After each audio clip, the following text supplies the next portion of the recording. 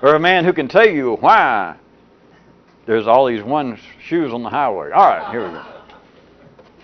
We don't have time to go into that kind of deep transcendental philosophical speculation. We were still talking in a reasonable area about how speech has become the latest in the short list of primary activities, the 3 S's of sex, shelter, sustenance, and now speech.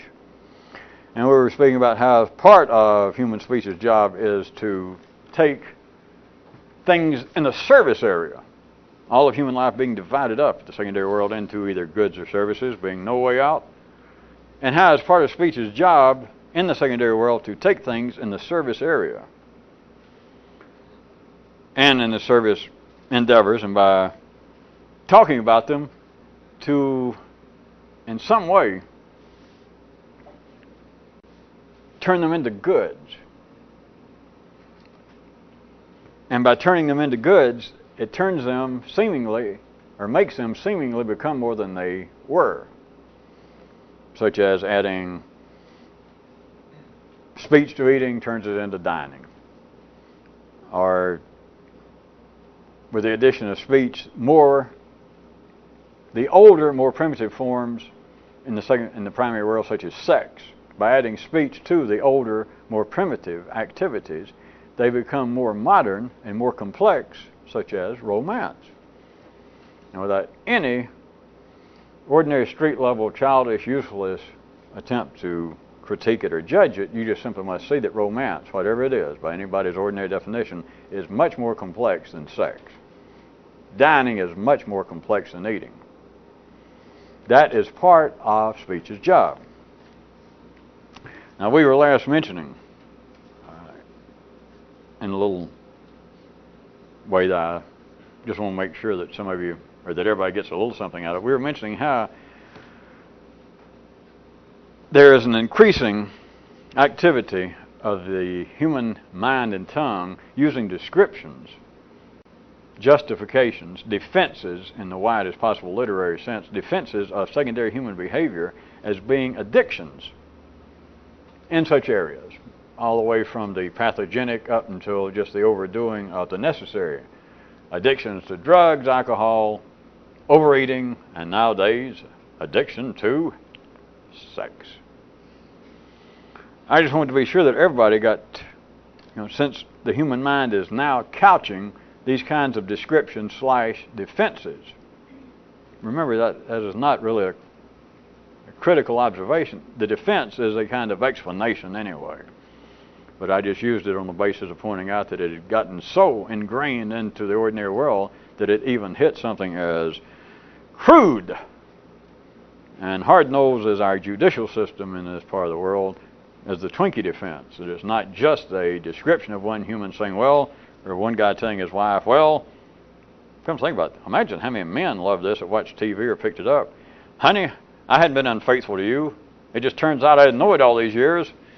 I'm addicted to sex. Besides that, what I wanted to show was even out at a more collective city level, it has become an accepted, even legal defense, more or less. Don't argue with it, but at any rate, it's all based, the part we were pointing out, on addiction. And what I wanted to be sure that everybody got something out of and didn't get sidetracked to me bringing up the idea of the Twinkie defense and how can it be that somebody, and they're using it now in sexual matters. I'm not sure they have well, it's just sexual addiction, I guess, but it's already hitting our judicial system also as people being arrested, charged with such things as prostitution and lewd behavior in public. And I've already, anyway, it's already popped up that people are using the defense already that, well, wait a minute. I am not simply out there engaged in some kind of public lascivious behavior. This is a sickness. I'm addicted to sex. And I was sitting there minding my own business, and this woman walked by, and she touched me on the arm and says, do you know which way it is to 4th Street? And it's a kind of addiction. It was like for an alcoholic, Your Honor. And His Honor goes, yeah.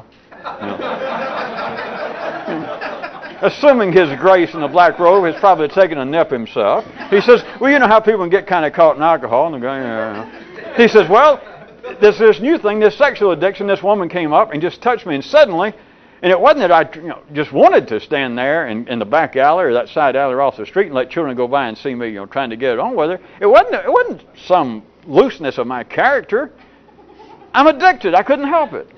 That is already being used. It is already hitting our judicial system. Again, just to show you that it is not a psychological anomaly of some kind.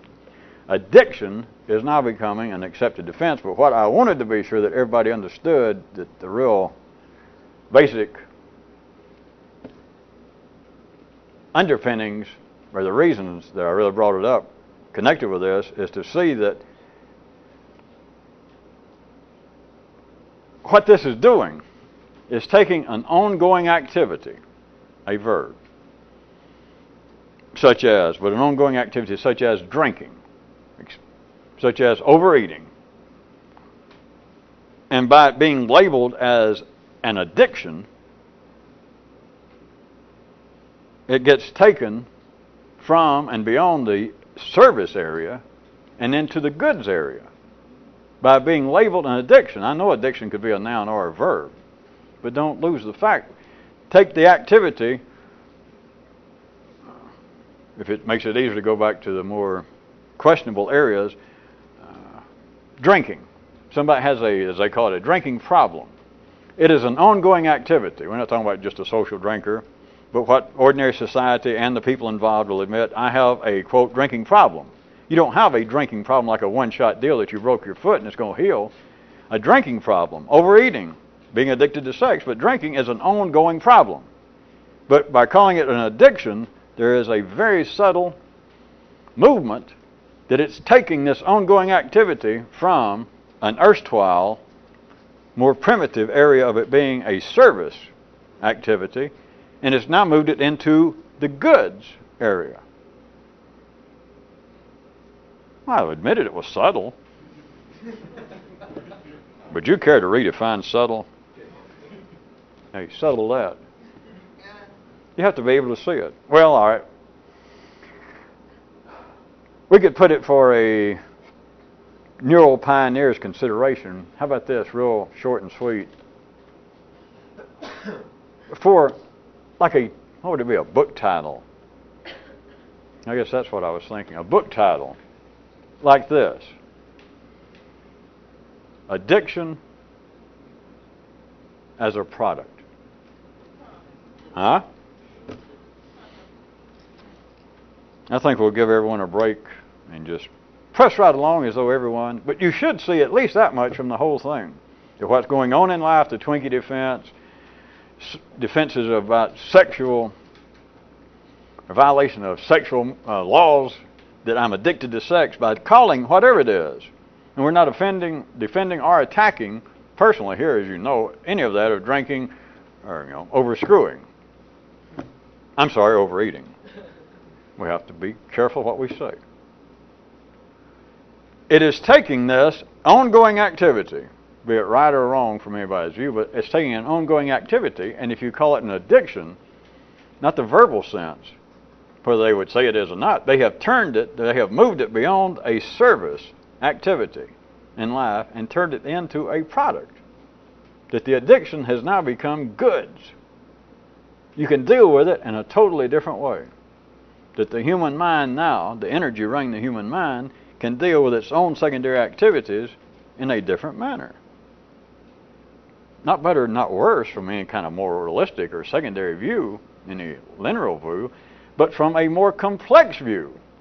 Because to treat, for the human mind to begin to treat collectively on large scale, to begin to treat, let us say, drinking problem or promiscuity, to begin to treat overeating, oversexing as an addiction, it is indeed becoming a goods, a product, because it seems to have become stabilized, but the real, what's greater than subtle? All right, super subtle aspect of it is, you understand, it's, maybe I shouldn't warn you it's not subtle, it simply makes it more complex.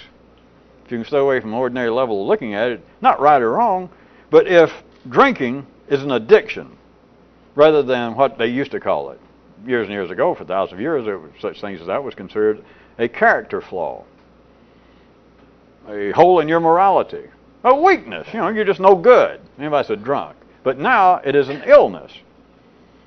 you understand what it has made it is more complex, which is supposed to. Everything's supposed to be more complex. If you grow, you're more complex as an individual. Humanity, this universe, our reality, it must become more complex. And it's only those little wart brains around acting as though they are, which life hired them. I shouldn't say wart brains. I was just copying Kyroots. Sometimes the rhythm of it kind of gets you carried away. Unless you're some sort of ordinary employee of life acting as a critic, there's no problem with life becoming more complex. It is not to say, which ordinary people could, and they already have, I'm sure, to say, wait a minute, calling alcoholism, calling drinking an addiction, boy, that doesn't fool me. I'm a Baptist. I'm a Christian of some kind. Drinking is not an addiction. It's a sin. They're just trying, those people who go up north and they go to some fancy school, they get a damn education, and they come back home and they say, well, yes, I drink a lot. I think I'm addicted to drinking. I think it's an addiction. And their uncles and people that stayed home say, they're not fooling me. The man's no good. I always knew. I remember Sonny when he was a kid. He never was any good. Now he's grown up to be a drunk. I admit he's got a college education, a degree, but he's still a drunk. Now he's calling, I'm addicted. The son of a bitch is still no good. But do you see, forget all that. Do you see it is now more complex?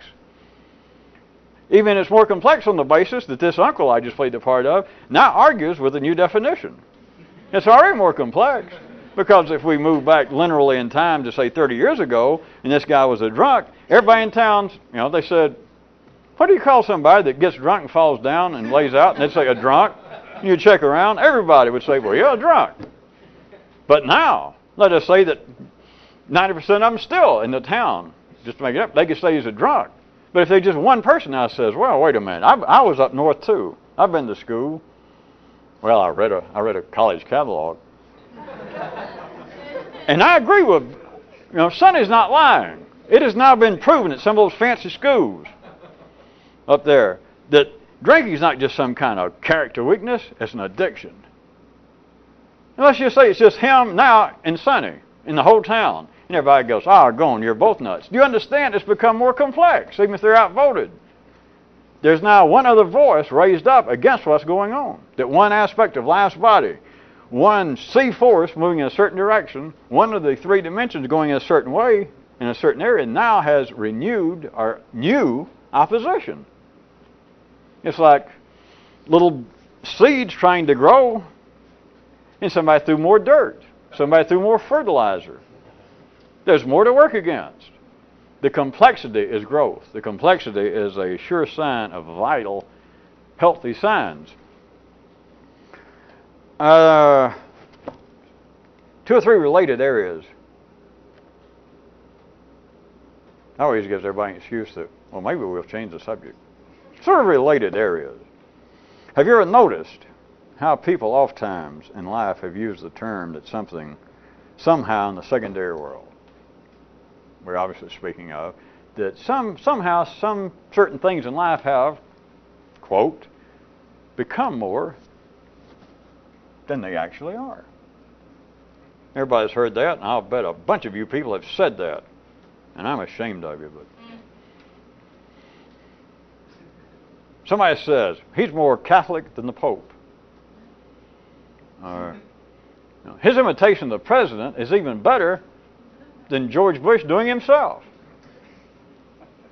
Or somebody says, this idea is so patently foolish and impossible, it just could be true.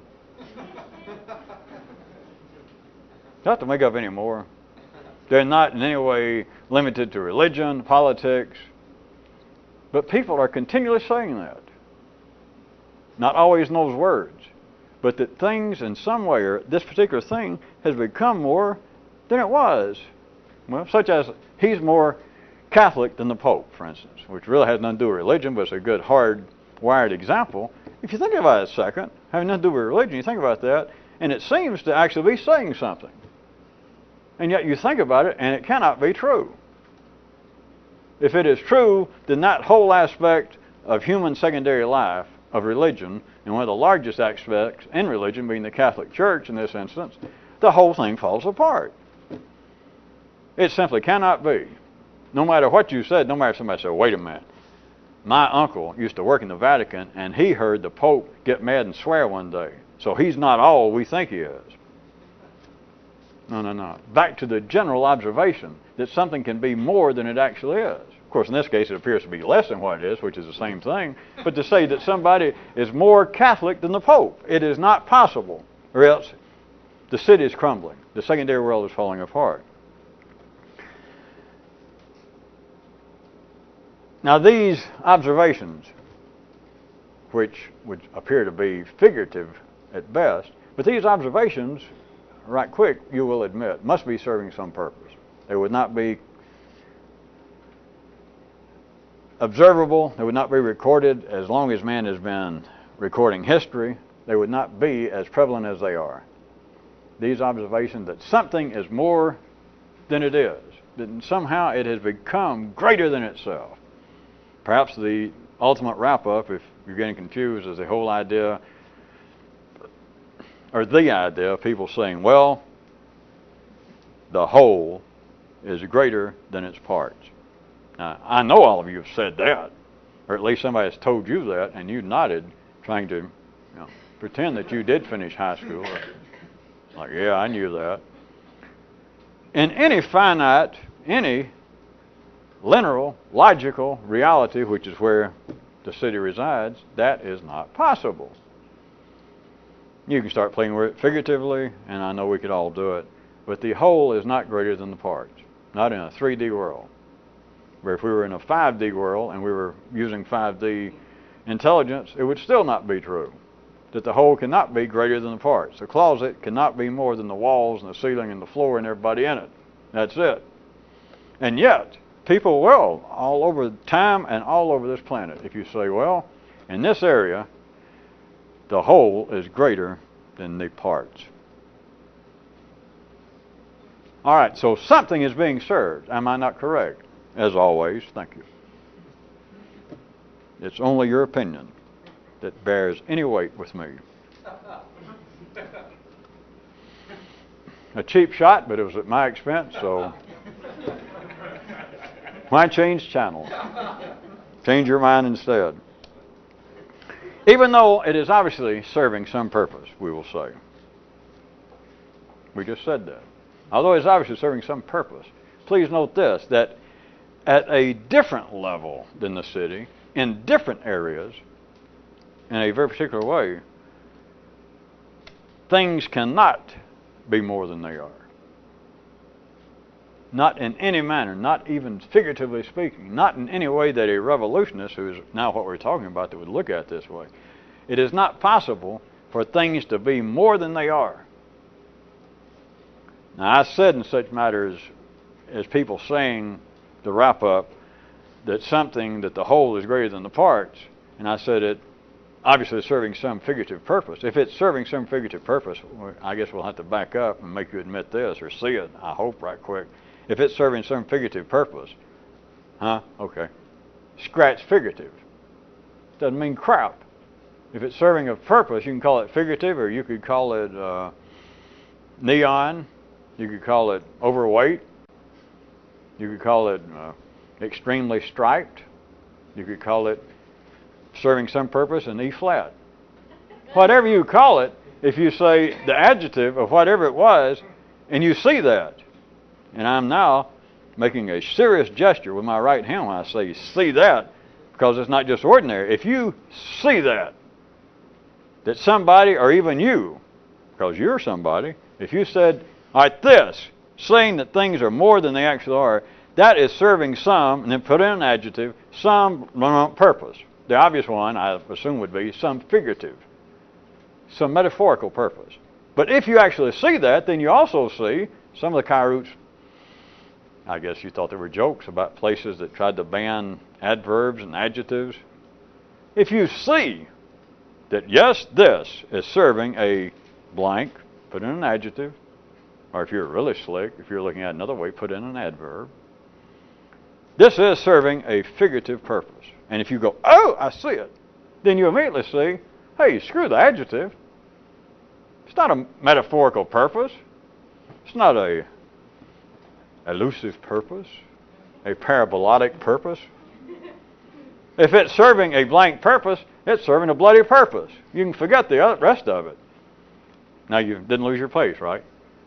So, if the things in the city, that the whole is greater than the parts, this guy is more Catholic than the Pope, those things you can say, as I started out, all right, they've got to be serving some blank purpose, metaphorical purpose, some figurative purpose. Right. Now, can you back up and scratch it? It's serving a purpose. From a more complex view, though, those kinds of purposes are specious for a revolutionist sense, because some things in certain areas cannot be more than they are in one lifetime, which is the key.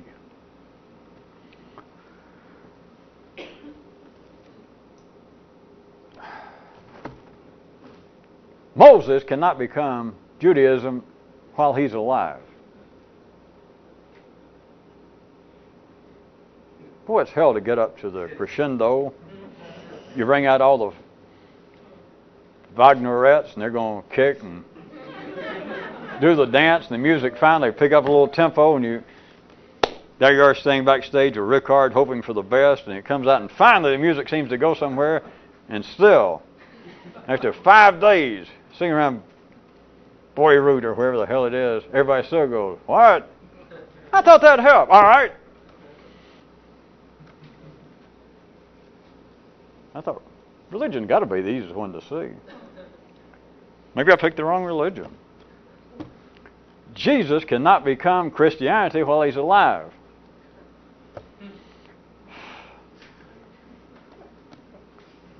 Max Planck can't become particle physics while he's still alive. Now, his name can get connected with it.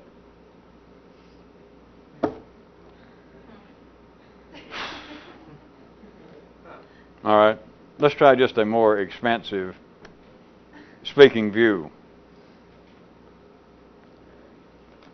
Say that things that need in a real expansive way, things that need to flower in the speech-based world do not normally blossom and bloom in the same season they're planted.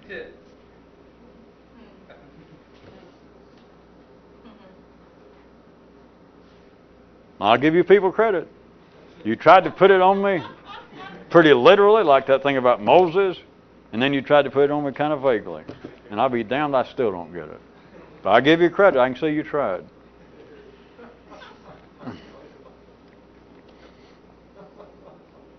Well, what it is in fact another example of why speech must be open-ended and non-conclusive, because it has got to be able to play, it's got to be able to wrestle, it's got to be able to retreat, to run, to come back. It's got to be alive to grow another day. And it's only in the secondary world, under the broadest conditions, that things seem to reach a conclusion, which we've been through enough that I know you've all convinced me, I can begin to see it myself, that the conclusions of ordinary life are not truly conclusions. The only ones that are conclusions are those, if there are real conclusions, that are close-ended, they are about to disappear. They're going to leave your memory. They have bought the farm. There are ideas, there are people, there are movements that are gone. That's the only way they come to a conclusion. Everything else appears to come to a conclusion today. It's like, shall we speak figuratively? Why stop now? It's like, well, Jesus, I've been alive 8, I've been working 12, 14 hours today, trying to figure out this matter, and finally, there in the committee, or one of your assistants says, look, let's assume that we're going to go with this program. We'll give the client this program Friday, but we got 3 or 4 days, but we're all worn out. Let's assume that this is it. This is the best we can do, and we'll sleep on it that Saturday and we'll work on it tomorrow. All right, apparently, and so everybody says, you're right, we got to go home, but at least we didn't waste our time. We came to what appears to be some kind of conclusion. Now, the general workings of life is a little beyond that, because it is a constant working to where the conclusion seems to be a bit more stable. But I use that example for you to see, but it's like each person's life every day, it's 12, 16, whatever hours, is, I've had it. And so it's like you've got to come to some conclusion. But in one sense, if I jumped in, if we were playing this kind of thing, and you could do it, if an ordinary person's nervous system could respond this way, and I could say, wait a minute, you think that you have done the best you can today, and you at least came to enough of a conclusion that you can lay down and go to sleep and feel like you didn't waste the whole day. Yes, that's right. And then if I could play some kind of devilish game on you and say, come on, who you shucking? That ain't true. And everybody go, I know it is. I know it's not. But then if they were ordinary, which they would be to, be that kind of dramatic melon head, they would say, but then they'd say, well, what else can I say? And I'd say, well, that was what I was going to say. They'd say, but I got to believe my life is meaningful. Well, I was going to say that for them, but do you follow? Now back to, since nobody liked it, let's see if we can back up without hurting ourselves. In a more expansive way, what life needs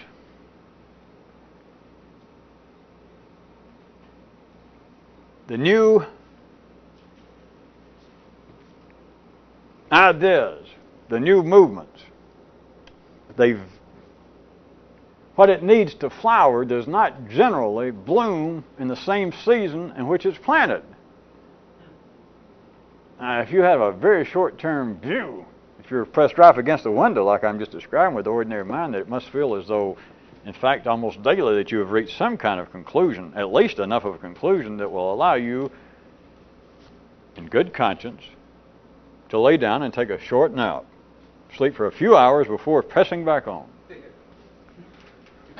From that kind of short-term view, you could say, I get back to my example since you'd like it, you could say, wait a minute, what you said about Judaism couldn't start while Moses was alive, it's not true. And you could start, babbling about Old Testament history where you go into something that was not religious, and I could say, particle physics could not really start while Max Planck was alive, which is really stretching.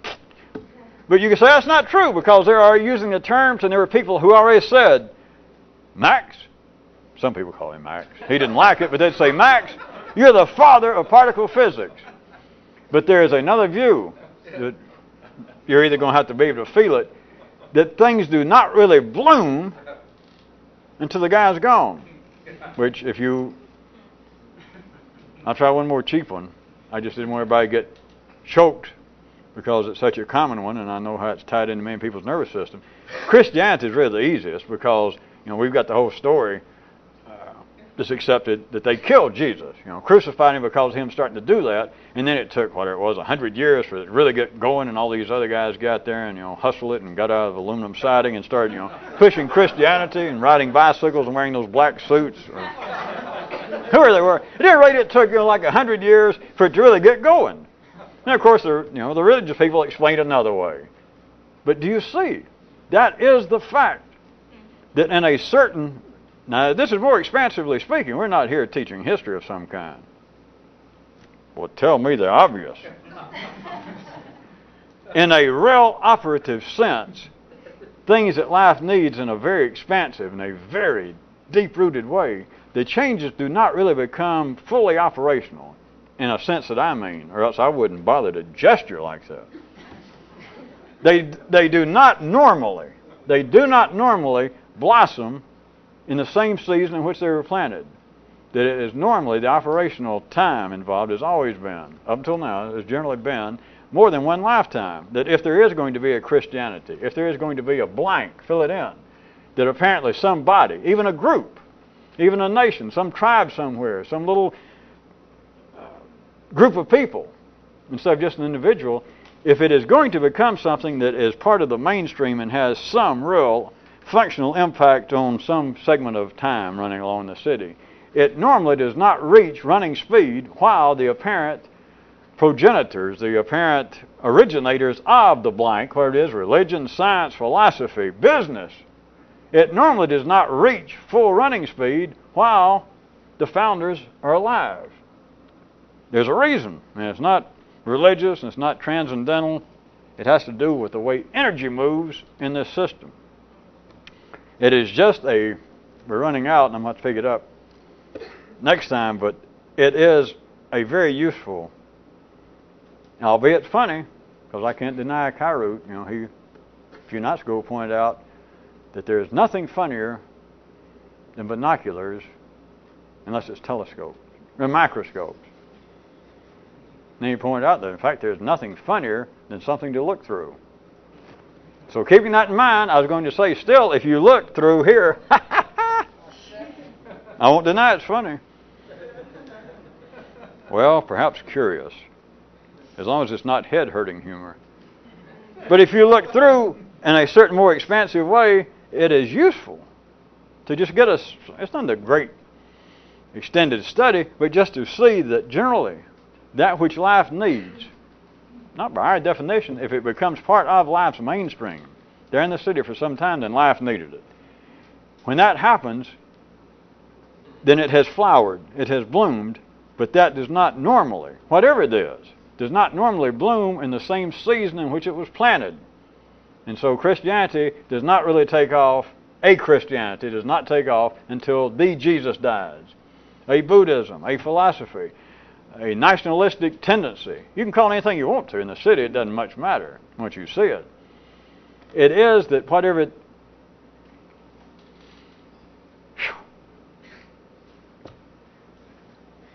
One last, I say it can be useful. You can look at it right quick from two ways. That ordinary people are constantly, and you got ordinary people in you, of course, because you got your own city there inside your nervous system, but there is a continuing inclination, the more modern, sophisticated, well-read, educated you are, to critique what's going on, that people are trying to do things and it doesn't seem to get going. Such as trying to use as a fence in our legal, tying up our courts, coming up there saying, well, my client killed this guy because he was eating too many ding-dongs. You know, don't waste our time. It's not going anywhere. It may or it may not. But you are wasting your time to critique those who are critiquing it, or for you to get involved in either way and say, well, wait a minute, this is ridiculous. Unless you have a real outside of a finite view, then you don't know whether it's ridiculous or not yet, because it will not reach full fruition in the same season normally that it was planted. So you can look at it that way and stop you from wasting your time, which is not much of a reason to do it, but to be able to see in a greater vista that that's the way it's always been, and in another way to see in you that which you try to do at the ordinary level, and you can keep saying, well, what's happened? It's not picking up right. You're normally, a Christianity can't get started while the Jesus is still alive. We'll have to stop. May I give a teaser? Am I an anchor person? Is it your turn? Next time I was going to pick up right where it was going to be the ending right then. I ran out. So it has to do with the possible exception to all of this. What would that be? Ooh. A hockey player with his front teeth. I don't know. Good night. That was